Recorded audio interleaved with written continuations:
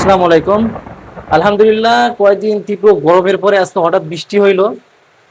তো মালয়েশিয়া প্রবাসীরাই জানে যে একদিন বা 2 দিন লাগাতার বৃষ্টি না হলে যে কত গরম পড়ে, আর বৃষ্টিটা হলে যে কত শান্তি শান্তি লাগে বলে বোঝাতে পারবো না। মানে 2-3 দিন রুমে ফ্যান চালানোর পরেও গরমে গা ঘামে যায়।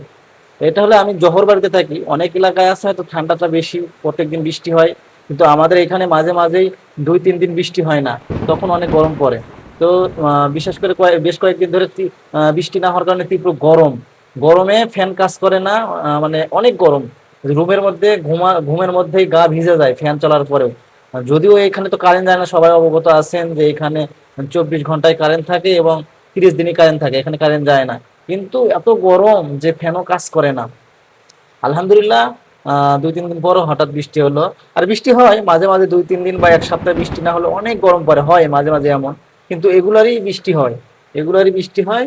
তো আলহামদুলিল্লাহ আজকেও হঠাৎ বৃষ্টি হলো, তীব্র গরম গেল কয়েক 3 দিন, তারপরে হঠাৎ বৃষ্টি হলো আলহামদুলিল্লাহ। আমি মালয়েশিয়া প্রবাসী, জহর বাড়িতে থাকি।